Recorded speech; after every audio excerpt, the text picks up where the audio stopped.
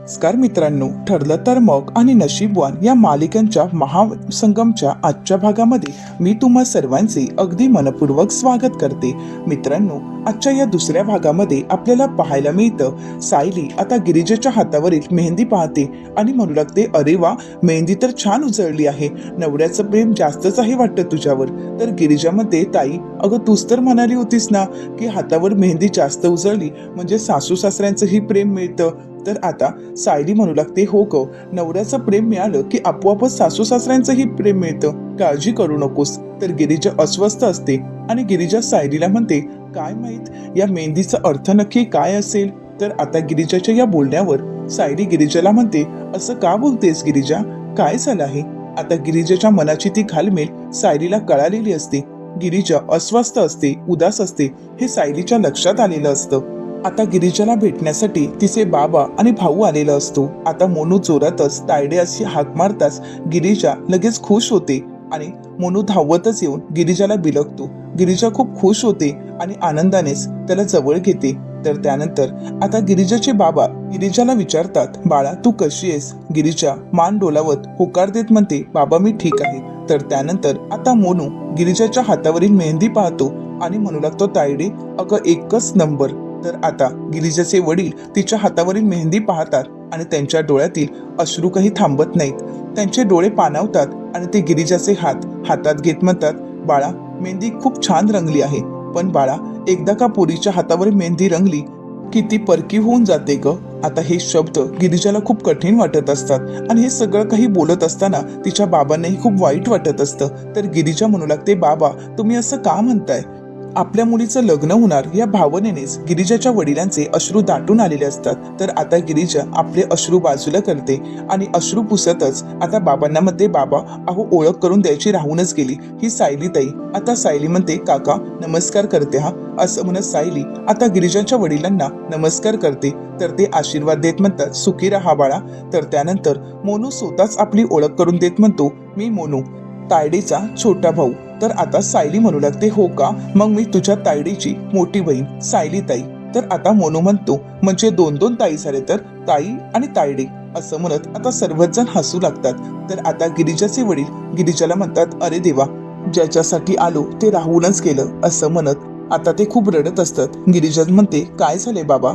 तर आता गिरिजाचे वडील गिरिजाला म्हणतात, गिरिजा हे घे तुझ्या लहानपणीच्या आठवणी, तुझा हा लहानपणीचा फ्रॉक आजही तो मला आठवतो आणि आजही तो मी जपून ठेवला आहे. आणि हे तुझे कानातले गिरिजा, या सगळ्या काही तुझ्या लहानपणीच्या आठवणी आहेत आणि या गरीब बापाकडे एवढंच आहे ग तुला देण्यासाठी. आता हे सगळं काही बोलत असताना इकडे सायलीलाही खूप वाईट वाटत असतं. तर गिरिजा आपल्या बाबांना म्हणू लागते, बाबा काहीतरीच काय बोलताय. अहो आज आईचा स्पर्श ज्या वस्तूंना आहे त्या वस्तू माझ्यासोबत असणार आहेत आणि हेच माझ्यासाठी खूप मोठं आहे बाबा. अजून मला काहीच नको आहे. तुम्ही माझ्यासोबत असणं आणि माझ्या आठवणी, आईच्या स्पर्शाच्या आठवणी माझ्यासोबत असणं हेच माझ्यासाठी खूप महत्वाचं आहे आणि या व्यतिरिक्त मला खरंच काही नको आहे. तर दुसरीकडे हे सर्व दृश्य प्रिया, उर्वशी आणि सावी पाहत असतात. आता उर्वशी प्रियाला ओळख करून देत म्हणते, हाच तो सावीचा बाप आणि तिचा तो लहान भाऊ आणि यांच्यासाठी ही गिरिजा काही करायला तयार होईल आणि हीच लोक आपल्याला गिरिजाला गायब करण्यासाठी मदत करतील आणि हेच उपयोगी पडतील. तर आता प्रिया उर्वशीला म्हणू लागते, पहिली गोष्ट म्हणजे हे दोघेही उद्या इथे हळदीला येणार नाहीत याची व्यवस्था करायला हवी. तर उर्वशी म्हणू लागते, त्याची काळजी करू नकोस, ते सगळं काही माझी माणसं व्यवस्थित करतील. परंतु पुढे काय. तर पुढचा प्लॅन सांगत प्रिया म्हणते, माझे बाबा अजून कसे आले नाहीत. म्हणून ती गिरिजा अस्वस्थ होईल, उदास होईल, तिचं टेन्शन वाढेल आणि तिचं ते टेन्शन आपल्याला अजून वाढवायचं आहे. तर सावी प्रियाला प्रश्न करत म्हणते, पण ते कसं वाढवायचं. तर प्रिया म्हणू लागते, कोणाकडे तरी निरोप पाठवायचा की तुझ्या वडिलांना बरं नाहीये, त्यांची तब्येत बिघडली आहे. आणि हे ज्यावेळी गिरिजाला कळेल त्यावेळी साहजिकच तिला तिच्या वडिलांची काळजी वाटेल आणि तिचा जीव कासावीस होईल आणि मग मात्र धावत पळत आपल्या वडिलांसाठी ती इथून निघून जाईल आणि हळदीमध्ये गिरिजा असणारही नाही. तर सावी पुढे म्हणते, म्हणजेच एकदा का ही गिरिजा इथून निघून गेली की परत ती इथे येणारच नाही, राईट. तर आता प्रिया म्हणू लागते, अगदी बरोबर, कारण मी जसा प्लॅन आखलाय तसंच सर्व काही घडलं तर ही गिरिजा हळदीतच काय लग्नातही येऊ शकणार नाही. तर सावी म्हणते, पण हे सगळं काही माझ्या रुद्राची उष्टी हळद तिला लागण्या अगोदरच करावं लागेल. तर उर्वशी म्हणते, त्याची काळजी तू करू नकोस, कारण माझ्याकडे तसा एक जबरदस्त प्लॅन आहे. असं म्हणत आता उर्वशीने गिरिजाला अडकवण्यासाठी, तिला घराबाहेर काढण्यासाठी प्लॅन आखलेला असतो. तर दुसरीकडे पाहायला मिळतं, महिपत शिकरे आबासाहेबांना म्हणजे नागेश्वर यांना म्हणू लागतात, आज तर मी 2दा सुटलो आहे. 2दा अडकलो असतो, पण 2दाही सुटलो आहे. आज तर तो अर्जुन खोलीत येणारच होता, परंतु रुद्रामुळे मी वाचलो आहे. मला तर काही कळतच नाहीये की माझी सुटका कधी होणार आहे. तर आता आबासाहेब म्हणू लागतात, जाऊ देत ना, तुम्ही वाचलाय ना, मग आता का विचार करताय? कोणालाही तुम्ही सापडणार नाही. फक्त एवढंच की या खोलीतून कुठेही बाहेर पडू नका. तर महिपत शिकरे म्हणतात, कोर्ट नाही, कचेरी नाही, पण जेल मात्र आहे माझ्या नशिबात. असं म्हणत महिपत शिकरेंची खूप चिडचिड होत असते. तर आबासाहेब महिपत शिकरेंना म्हणतात, महिपत शेठ, अहो तुमची सगळी काही व्यवस्था आम्ही चोख पद्धतीने करणार आहोत, मग कशाला काळजी करताय? तर त्यानंतर आता महिपत शिकरे नागेश्वर यांना म्हणू लागतात, नागेश्वर शेठ, मला एक सांगा, तुमची इमेज ढासळली म्हणून तुम्ही त्या गरीब 1.5 दमडीच्या मुलीला सून करून घ्यायला तयार झालात.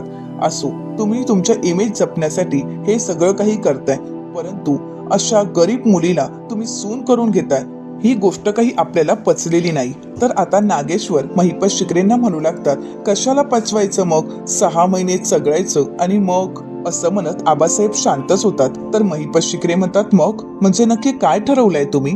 तर आबासाहेब आता महिपत शिकरेंना म्हणतात, आकाशी झेप घेरे पाखरा, तोडी सोन्याचा पिंजरा, असं गाणं गातच ते त्यांचा प्लॅन आता महिपत शिकरेंपर्यंत पोहोचवतात आणि म्हणू लागतात, 6 महिन्याचा करार केलाय मी त्या पोरीसोबत. तर आता महिपत शिकरे म्हणतात, म्हणजे 6 महिन्यानंतर हा नाग त्या पोरीला डसणार. तर आता आबासाहेब आणि महिपत शिकरे मोठमोठ्याने हसू लागतात. तर आबासाहेब महिपत शिकरेंना म्हणतात, म्हणूनच तर आपण मित्र आहोत, म्हणजे एका नागात किती विष असतं हे दुसऱ्या नागालाच माहीत असू शकतं. आता महिपत शिकरे म्हणतात, अगदी खरं आहे. तर त्यानंतर नागेश्वर आबासाहेब म्हणू लागतात, आणि हो महिपत शेठ, तुमची सगळी व्यवस्था करून ठेवली आहे. हे मागचं कपाट आहे ना, ते भरलेलं आहे, काळजी करू नका आणि निवांत राहा. असं म्हणत आता आबासाहेब तिथून निघून जातात. तर दुसरीकडे पाहायला मिळतं, गिरिजाचे वडील गिरिजाच्या हातामध्ये आठवणींचं गाठोडं देतात आणि म्हणू लागतात, गिरिजा बाळा, हे आजच देण्यासाठी आलो, कारण उद्या गडबडीमध्ये विसरून गेलो असतो. हे तुझ्याजवळ कायम जपून ठेव. गिरिजा म्हणते, हो बाबा, या आठवणी माझ्यासोबत कायम असतील, नका काळजी करू. तर त्यानंतर आता भरलेल्या डोळ्यांनी बाबा आपल्या मुलीकडे पाहतात आणि म्हणू लागतात, गिरिजा बाळा, उद्या तुझी हळद आहे ना. हे शब्द बोलत असताना त्यांचे डोळे पाणावतात, त्यांचे डोळे भरून आलेले असतात. ते म्हणू लागतात, गिरिजा बाळा, मला माफ कर, परंतु उद्या तुला हळद लावण्यासाठी तुझ्या माहेरचं एकही बाई माणूस नाहीये ग, खरंच मला माफ कर. गिरिजा म्हणू लागते, बाबा असं का म्हणताय, अहो सायलीताई आहे ना. तर आता सायली म्हणते, हो काका, काळजी करू नका, माझा नवरा जरी नवऱ्या मुलाच्या पक्षात असला तरी सुद्धा मी तुमच्याच बाजूने आहे, त्यामुळे गिरिजाची तुम्ही अजिबातच काळजी करू नका. तर मोनू म्हणतो, बाबा आपण इथेच राहूयात का? तर आता बाबा मोनूला म्हणतात, असं का म्हणतोयस तू? तर आता मोनू म्हणू लागतो, नाही म्हणजे तुम्ही जाऊया म्हणताय आणि इथेच आहात म्हणूनच म्हटलं. तर आता गिरिजाचे वडील म्हणतात, नाही नाही, आता आपल्याला निघायला हवं. गिरिजा म्हणते, बाबा मी येते तुम्हाला सोडायला. तर सायली गिरिजाला म्हणते, नाही नको गिरिजा, तुझ्या हातावर मेहंदी लागली आहे ना, तू आता बाहेर नको जाऊस, मी सोडलं तर चालेल ना? काका, तुम्हाला तुमच्या मोठ्या मुलीने सोडलं तर चालेल ना? काका म्हणतात, असं का म्हणतेस तू, काहीच हरकत नाही. असं म्हणत आता सायली काकांना सोडण्यासाठी बाहेर जाते.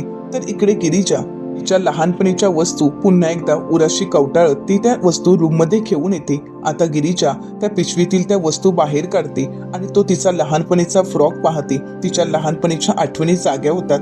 आता गिरिजा ज्यावेळी पिशवीतून फ्रॉक बाहेर काढत असते त्याचवेळी कानातल्यांची फुडी आता खाली पडलेली असते. गिरिजाचा लक्ष जातो. आता गिरिजा तो कागद उचलते आणि खोलून पाहते तर त्यामध्ये 2 घुंगरू असतात. आता ते घुंगरू गिरिजाच्या लहानपणी झालेल्या त्या एका आठवणीमधीलच असतात आणि म्हणूनच गिरिजाला ते सर्व प्रसंग आठवतात. गिरिजाला त्रास होऊ लागतो. सतत छकुली छकुली अशी हाक आपल्याला कोणीतरी मारत आहे असे भास गिरिजाला होऊ लागतात. गिरिजा इकडे तिकडे पाहते परंतु आजूबाजूला कोणीच नसतं, परंतु छकुली ही हाक मात्र तिला सतावत असते. आता या सगळ्यामुळे गिरिजा चक्कर येऊन तिथेच कोसळते आणि त्याचवेळी सायली आणि वासंती काकू गिरिजाच्या रूमच्या दिशेने येतात. आता ज्यावेळी दरवाजा उघडून पाहतात त्यावेळी गिरिजा ही बेडवर कोसळलेली असते. आता गिरिजाची ती अवस्था पाहून सायली आणि वासंती काकू पूर्णपणे घाबरून जातात. वासंती काकू आता गिरिजाला उठवण्याचा प्रयत्न करत असतात. वासंती काकू म्हणू लागतात, गिरिजा बाळा उठ ना, तुला कसला त्रास होतोय का? सायली म्हणते, काय झालंय काकू? गिरिजा अशी अचानक पडलीये? तर आता वासंती काकू सायलीला म्हणतात, सायली बाळा अगं काहीच माहित नाही आणि या अगोदर तिला असं कधी झालंय असेल असं मला तरी वाटत नाहीये आणि गिरिजाने त्याबद्दल आम्हाला काहीच सांगितलं नाहीये. ही अचानकच अशी कोसळली आहे. आता वासंती काकू गिरिजाला शुद्धीवर आणण्याचा प्रयत्न करत असतात, परंतु काही केल्या गिरिजा काही शुद्धीवर येत नाही आणि म्हणूनच वासंती काकू सायलीला म्हणतात, सायली बाळा तू इथे थांबशील का? मी पाणी घेऊन येते. असं म्हणत आता वासंती काकू पाणी आणण्यासाठी जातात. तर इकडे सायली गिरिजाला आवाज देऊ लागते, तिचे हात चोळू लागते आणि तिला उठवण्याचा प्रयत्न करत असते. हळूहळू गिरिजा शुद्धीवर येते, परंतु ती मात्र कुठल्या तरी विचारांमध्ये हरवून गेलेली असते. सायली गिरिजाला विचारते, काय झालंय गिरिजा? या सगळ्याचं तू टेन्शन घेतलंयस का? अगं असं टेन्शन नको घेऊस आणि स्वतःला त्रासही करून घेऊ नकोस. गिरिजा म्हणते, सायली ताई मी टेन्शन नाही घेतलंय किंवा मी त्रासही करून घेत नाहीये, परंतु ज्या दिवशी मी या घरात आली तेव्हापासून माझ्या बाबतीत हे दुसऱ्यांदा घडलं आहे. आता गिरिजाला ते प्रसंग आठवतात ज्यावेळी गिरिजाने या सामर्थ्य वाड्यामध्ये पहिल्यांदा पाऊल टाकलेलं असतं. त्यावेळी तिच्या बाबतीत जे काही घडलेलं असतं ते सगळं काही तिला आठवत असतं. ते दृश्य तिच्या डोळ्यासमोर असतं. गिरीच्या घडलेला सर्व प्रसंग सायलीला सांगत म्हणते, ज्यावेळी मी या वाड्यात पहिल्यांदा पाऊल टाकलं त्यावेळी आधी कोणीतरी बाळाला झोपवत असताना अंगाई म्हणत असतानाचा भास मला झाला आणि आता कोणीतरी बाई मला हाक मारत आहे असा मला भास झाला. आता हे सगळं काही ऐकल्यानंतर सायलीलाही धक्का बसतो. सायली विचारते, कोण बाई? आता गिरिजा म्हणू लागते, माहित नाही ग ताई, अगं कोणीतरी बाई आपल्या लहान मुलांना आवाज देतात तसंच वाटत होतं, म्हणजे छकुली छकुली अशी हाक माझ्या कानी ऐकू येत होती. आता सायली विचारते, ही छकुली कोण आहे? तर आता गिरिजा म्हणू लागते, माहित नाही ग ताई, कोण छकुली आहे याबद्दल मला खरंच काही माहित नाही, परंतु या सगळ्या घटनांमुळे मला मात्र त्रास होत असतो. असं म्हणत आता गिरिजा तिच्या हातातील घुंगरू सायलीला दाखवते आणि म्हणू लागते, या घुंगरूचा या सगळ्याशी काहीतरी संबंध आहे असंच मला वाटतंय. आता गिरिजाला पुन्हा एकदा त्या जुन्या गोष्टी आठवत असतात. सगळं काही अदृश्य तिच्या डोळ्यासमोर असतं आणि या सगळ्यामुळे गिरिजा अस्वस्थ होते, तिला त्रास होत असतो. दुसरीकडे पाहायला मिळतं आता वासंती काकू आईसाहेब धावत धावत रुद्रकडे येतात. तर आता रुद्र विचारतो, काय झाले आईसाहेब? तर आता वासंती काकू रुद्रला म्हणू लागतात, रुद्र पटकन चल, गिरिजाला चक्कर आली आहे. आता हे ऐकल्यानंतर रुद्रला धक्काच बसतो. रुद्र आणि अर्जुन धावत पळत गिरिजाच्या रूमच्या दिशेने येतात. आता आईसाहेब पाणी घेऊन येतात. तर रुद्र धावत पळत गिरिजाजवळ येतो आणि विचारतो, गिरिजा तुम्हाला बरं वाटतंय ना? काय झालंय गिरिजा? गिरिजा म्हणते, काही नाही, थोडी चक्कर आली होती. आता गिरिजाला सर्वजण सावरतात. आता आईसाहेब गिरिजाला पाणी देण्यासाठी सायलीकडे पाणी देतात. सायली गिरिजाला पाणी देते. तर त्यानंतर आता आईसाहेब गिरिजाला विचारतात, गिरिजा बाळा काय झाले? तू लग्नाचं टेन्शन घेतलंयस का? बाळा मला माहित आहे, लग्न म्हटलं की प्रत्येक मुलीला टेन्शन येणारच. खरं तर हे मुलींसाठी अग्निदिव्य असतं. प्रत्येक मुलीला या अग्निदिव्यातून जावंच लागतं. लग्नानंतर प्रत्येक मुलीचं आयुष्य बदलतं. पण गिरिजा तू काळजी करू नकोस, कारण तू इथे एकटी नाहीयेस. मी तुझ्या सोबत आहे आणि मी तुझ्या सोबत कायम असेन. आणि हो, तुझ्यात जे काही बदल होणार आहेत ना ते चांगलेच बदल होणार आहेत, त्यामुळे अजिबातच काळजी करायची नाही. तर रुद्र आता गिरिजाला म्हणू लागतो, आईसाहेब अगदी बरोबर बोलत आहेत. गिरिजा तुम्ही काळजी करू नका, तुम्हाला इथे कुठल्याही प्रकारचा त्रास होणार नाही. आम्ही सर्वच जण तुमच्या सोबत आहोत. आता आईसाहेब आणि रुद्र यांचं बोलणं ऐकल्यानंतर सायली गिरिजाला म्हणते, गिरिजा अगं तुझा होणारा नवरा आणि होणाऱ्या सासूबाई तुला एवढं सांभाळून घेतायत, तुला धीर देतायत, मग तुला आणखीन काय हवंय? अगं काळजी करायचं कारणच नाही. तर आईसाहेब आता सायलीला म्हणतात, सायली अगं तिला माहित आहे, लग्नानंतर मी जरी सासू असली आणि ती जरी माझ्यासाठी सून असली तरी सुद्धा आम्हा दोघींचं नातं हे मायलेकीसारखंच असणार आहे. हो ना गिरिजा? आता गिरिजा होकार देते. तर त्यानंतर सायली म्हणू लागते, बरं आता तिला आराम करू द्यात, कारण उद्या हळदीची दगदगी असणारच आहे. तर आता रुद्र म्हणू लागतो की हो. असं म्हणत रुद्र, अर्जुन आणि वासंती काकू तिथून निघून जातात. तर दुसरीकडे पाहायला मिळतं आता अर्जुन रुद्राचं कौतुक करत म्हणतो, खरंच मला तुझा अभिमानही वाटतो आणि खरंच तू खूप लकी आहेस बघ, तुला एवढी चांगली मुलगी मिळाली आहे.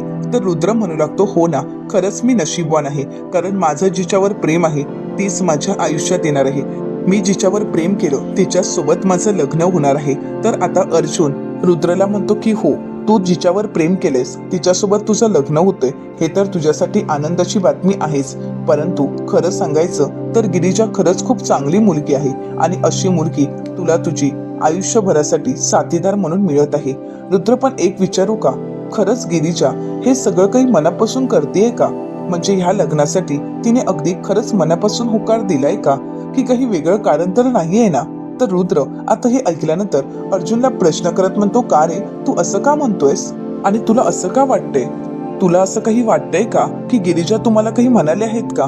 तर अर्जुन म्हणतो, नाही नाही, असं काही गिरिजा म्हणालेली नाहीये. आता या दोघांच्या गप्पा चालू असतात. त्याचवेळी आबासाहेब जेवणाचं ताट घेऊन जात असतात आणि हे दृश्य रुद्रने पाहिलेलं असतं. आता रुद्र आबासाहेबांना आवाज येत म्हणतो, आबासाहेब. आता ते थोडे दचकतात आणि रुद्राला विचारतात, काय रे तुम्ही काय करता इथे? तर रुद्र म्हणू लागतो, काही नाही, आमच्या गप्पा चालू आहेत. परंतु आबासाहेब हे काय, तुम्ही कोणासाठी जेवण घेऊन जात आहात? आता मात्र आबासाहेबांना काय बोलावं काहीच कळत नाही. तर आता रुद्राचा हा प्रश्न मात्र आबासाहेब ऐकून शांतच होतात. तर अर्जुन म्हणतो, हो ना, तुम्ही कोणासाठी तरी जेवण घेऊन जात आहात म्हणजे ती व्यक्ती खरंच स्पेशल असेल ना? तर आता आबासाहेब म्हणतात, हो ना, आम्ही राजकारणातली माणसं, मग कधी खासदार आमदार येतच असतात, मग त्यांचा पाहुणचार नको का करायला? म्हणूनच मी स्वतःहूनच घेऊन जात आहे. तर रुद्र म्हणू लागतो, परंतु आबासाहेब, अहो तुमचे पाहुणे आले आहेत आणि तुम्ही असं स्वतःहून जेवण घेऊन जाणं बरोबर दिसत नाही. तुम्ही माझ्याकडे द्या, मी घेऊन जातो. तर अर्जुन म्हणतो, हो अगदी बरोबर आहे रुद्र तुझं, कारण आबासाहेब असं जेवणाचं ताट घेऊन जाणं योग्य वाटत नाही, त्यापेक्षा आपणच जाऊ. तर आबासाहेब म्हणतात, नाही नको. अरे रुद्र, मी तुला सांगणं योग्य वाटतंय का? अरे तुझं उद्या लग्न आहे, तू नवरदेव आहेस आणि नवरदेवालाच असं काम सांगायचं का? नाही नाही, नवरदेवाने काही काम करायची काहीच गरज नाहीये. आणि हो वकील साहेब, तुम्ही आमच्या मुलाची मदत करा, नवरदेवाला खूप छान तयार करा, तुमचं चालू द्या, मी येतोच. असं म्हणत आता आबासाहेब जेवणाचं ताट घेऊन तिथून निघून जातात. तर दुसरीकडे पाहायला मिळतं, साक्षीला डिनरसाठी आता सचिन रेस्टॉरंटमध्ये घेऊन आलेला असतो. तर सचिन म्हणतो, खरंच किती छान जेवण होतं ना? आणि हो, मी तुला सॅम सांगायचं राहूनच गेलं, इथे मी एकदा ट्राय केलं होतं ब्राउनी चॉकलेट विथ आईस्क्रीम. आपण पुन्हा एकदा ऑर्डर करूयात का? तर आता साक्षी खूप अस्वस्थ असते. साक्षी सचिनला म्हणू लागते, सचिन तुला खरंच सांगू का, मला खरंच खूप टेन्शन आलं आहे. सचिन विचारतो, सॅम काय झालंय, कसलं टेन्शन आलंय? तर आता साक्षी म्हणू लागते, सॅम अरे मी अण्णांना किती वेळा फोन करण्याचा प्रयत्न करत आहे, मेसेज करण्याचा प्रयत्न करत आहे, परंतु अण्णा काहीच रिप्लाय देत नाहीयेत. ते कुठे गेलेत, कसे असतील मला काहीच माहित नाहीये, मला त्यांची काळजी वाटत आहे. तर सचिन म्हणू लागतो, सॅम तू काळजी करू नकोस, मला सांग अण्णांच्या काही मित्रांचे किंवा त्यांच्या जवळच्या नातेवाईकांचे तुझ्याकडे नंबर असतीलच ना? मग त्यांना फोन करून बघ, कदाचित त्यांना काहीतरी माहीत असू शकतं, कदाचित ते त्यांच्याकडेही गेले असतील ना, मग त्यांच्याकडून तुला नक्कीच काहीतरी माहिती मिळेल. त्यांना फोन केल्यानंतर तुला काहीतरी क्ल्यू मिळेल ना, बघ ना तू एकदा प्रयत्न करून. आता साक्षी मात्र काहीच बोलत नसते. तर आता सचिन म्हणू लागतो, बरं सॅम तुला अजून काही इथे खायचं नाहीये ना, मग आपण इथून निघूयात का? तर साक्षी सचिनला म्हणते, हो निघालो तर बरंच होईल. तर आता सचिन बिल मागवून घेतो. साक्षी खूप अस्वस्थ असते, परंतु सचिनच्या समोर ती फक्त हसण्याचं नाटक करत असते. तर दुसरीकडे पाहायला मिळतं, सर्वांची नजर चुकून आबासाहेब आता महिपत शिकरेसाठी जेवण घेऊन जात असतात. परंतु आबासाहेब प्रियाच्या नजरेतून काही सुटत नाहीत. आता प्रिया आबासाहेबांना पाहते आणि त्यांच्या मागावर असते. आता आबासाहेब त्यांच्या रूम मध्ये निघून जातात. तर प्रिया इकडे मनाशीच म्हणते, घरात एवढे नोकर असताना हा माणूस स्वतःच्या हाताने कोणासाठी जेवण घेऊन जात असेल? काहीतरी नक्कीच गडबड असेल. हा एवढा कोण माणूस आहे की ज्याच्यासाठी हा माणूस स्वतःहून जेवण घेऊन जात आहे? चला पाहावंच लागेल, कारण कसं आहे ना, शोधल्याशिवाय काही सापडत नाही. असं म्हणत प्रिया आता तो शोध घेण्यासाठी पाऊल टाकणार. परंतु त्याच वेळी अर्जुन प्रियाला आवाज देत म्हणतो, ओ मॅडम. आता मात्र प्रिया तिथेच थांबते आणि मागे येऊन पाहते तर सायली अर्जुन त्या ठिकाणी आलेले असतात. आता अर्जुन पुढे येतो आणि म्हणतो, ओ मॅडम, अहो कुठे फिरताय एवढ्या रात्री? अहो गाव अनोळखी आहे आणि हा गाव तुमच्यासाठी नवीन आहे, मग अशा नवीन ठिकाणी रात्री अपरात्री असं एकट्याने फिरायचं नसतं. आता अर्जुनचं हे बोलणं ऐकल्यानंतर प्रिया खूप चिडते आणि अर्जुनला म्हणते, तुला काय करायचंय रे? मी कुठे जाते, काय करते, याच्याशी तुमचं काय देणं घेणं आहे आणि या सगळ्याचं तुम्हाला काय करायचं आहे? तर सायली म्हणते, खरं तर बरंच काही करायचं आहे प्रिया, परंतु सध्या तरी एकच गोष्ट लक्षात ठेव. तर आता प्रिया म्हणते, का? तुमच्याकडे दुसरं काही कामच नाहीये का? तर अर्जुन म्हणतो नाही, तुझ्यावर लक्ष तर ठेवावाच लागेल, कारण कुठल्याही क्षणी तू काहीही करू शकतेस. तर आता सायली प्रियाला म्हणते, एक गोष्ट लक्षात ठेवायची, त्या उर्वशी आत्या आणि सावीच्या नादी लागून जर काही करण्याचा प्रयत्न केलास आणि या लग्नात मोडता आणण्याचा प्रयत्न केलास ना, तर गाठ आमच्याशी आहे हे विसरू नकोस. तर प्रिया म्हणते, चला, नेहमीप्रमाणे आपण दोघे एकमेकांच्या विरोधात उभे आहोत, पण आता बघूयात यात नक्की कोण जिंकताय. यात तुम्ही जिंकताय की आम्ही? असं म्हणत आता प्रिया तिथून निघून जात असते. सायली प्रियाला थांबवण्याचा प्रयत्न करते, परंतु त्याच वेळी अर्जुन सायलीला थांबवतो आणि म्हणू लागतो, बायको नको. आता प्रिया तिथून निघून जाते. आता अर्जुन सायलीला म्हणतो, बायको रिलॅक्स. तर सायली म्हणते, तुम्हाला माहित आहे ना ही कशी आहे? तर अर्जुन म्हणतो की हो, आपल्याला माहित आहे ही कशी आहे आणि ही काय करू शकते, परंतु तुलाही माहित आहे ना आपण हिचे प्रत्येक प्लॅन पाडून हाणतो. आता अर्जुनला मराठी काही नीट बोलता येत नसतं आणि म्हणूनच सायली अर्जुनवर हसू लागते. आता सायली हसतच अर्जुनला विचारते, हाणून पाडलेत असं म्हणायचंय का तुम्हाला? अर्जुन म्हणतो, हा तेच तेच. सायली म्हणते, बरं. तर अर्जुन म्हणतो, परंतु काही झालं ना तरी बायको, एक गोष्ट मात्र खरी आहे की आपण गिरिजा आणि रुद्रच्या लग्नात कोणतंही विघ्न येऊ द्यायचं नाही. त्यांचं लग्न हे निर्विघ्नपणेच पार पडलं पाहिजे आणि त्यासाठी आपण त्यांच्या सोबत असणं खूप गरजेचं आहे. तर दुसरीकडे पाहायला मिळतं, प्रिया आता नागराज काकांना फोन करते. तर नागराज काका प्रियाला म्हणतात, बोल, काय घडतंय तुळजापुरात? तर प्रिया म्हणू लागते, ते सोडावं, मला ना तुमच्यासाठी एक आनंदाची बातमी सांगायची आहे. मला महिपतचा सुगावा लागला आहे. आता हे ऐकल्यानंतर नागराज काकांना धक्काच बसतो. नागराज काका म्हणतात, काय? अगं मग तो कुठे आहे? तर प्रिया म्हणू लागते, सुगावा लागला असं म्हणाले मी, सापडला असं नाही म्हणाले, परंतु मी त्याला शोधून काढणारच आणि मला पूर्ण खात्री आहे तो इथेच कुठेतरी आहे. तर आता नागराज काका प्रियाला म्हणतात, मी एक काम करतो, मी लगेच तुळजापूरला यायला निघतो. तर प्रिया म्हणते, नाही नको, तुम्ही नका इथे येऊ. नागराज काका प्रियाला म्हणतात, अगं मी जर तिथे आलो तर तुला मदतच होईल ना? तर प्रिया म्हणते, या आणि सायली अर्जुनलाही भेटा, कारण तेही इथे आहेत. तर नागराज आता प्रियाला म्हणू लागतो, नाही, नको, तूच शोध. असं म्हणत आता प्रिया फोन ठेवते. तर दुसरीकडे नागराज काका ज्या रेस्टॉरंटच्या बाहेर उभे असतात त्याच रेस्टॉरंटमध्ये सचिन आणि साक्षी आलेले असतात. आता सचिन ज्यावेळी बाहेर येऊन उभा राहतो त्यावेळी नागराज काकांचं लक्ष सचिनकडे पडतो आणि ते मनाशीच म्हणतात, सचिन इथे काय करतोय? आणि म्हणूनच ते सचिनशी बोलण्यासाठी पुढे येणार, परंतु त्याच वेळी साक्षी येताना त्यांना दिसते आणि म्हणूनच नागराज काका हे सगळं काही लपूनच पाहत असतात. आता सचिन आणि साक्षी बोलत असतात. तर आता हे सगळं काही पाहून नागराज काका मनाशीच म्हणतात, सचिन आणि साक्षी हे दोघे एकमेकांना ओळखतात. तर त्यानंतर सचिन आता साक्षीच्या गळ्यात हात ठेवत तिला जवळ घेत ते दोघही तिथून निघून जातात आणि हे सर्व दृश्य आता नागराज काकांनी पाहिलेलं असतं. आता सचिन आणि साक्षी तिथून निघून जातात. नागराज काका विचार करत म्हणतात, ही नक्की काय गडबड आहे? आता नागराज काकांना मात्र काहीच कळत नसतं. तर दुसरीकडे सायली अर्जुनला म्हणू लागते, आपल्या लग्नाच्या वेळी असंच सगळं काही घडलं होतं. अर्जुन म्हणतो, हो, अगदी खरं आहे आणि म्हणूनच आपल्याला चांगलाच एक्सपिरियन्स आहे. आपल्या अनुभवानुसार आपण आता या दोघांच्या लग्नात असं काही विघ्न येऊ द्यायचं नाही, काही या लग्नात घडू द्यायचं नाही. तर सायली म्हणते, अगदी माझ्या मनातलं बोललात. तर अर्जुन म्हणतो, हो, कारण मी तुझा नवरा आहे, त्यामुळे तुझ्या मनात काय चालू असतं हे मला अगदी बरोबर माहित आहे. परंतु कसं आहे ना, माझ्या मनात काय चालू आहे हे मात्र माझ्या बायकोला कधीच कळालेलं नाही. तर सायली म्हणते, हो का? मग तुमच्या मनात नक्की काय चालू आहे हे मलाही कळू देत. असं म्हणत आता सायली अर्जुनकडे पाहत असते. सायली अर्जुनला म्हणते, प्रत्येक व्यक्तीच्या मनात काय चालू आहे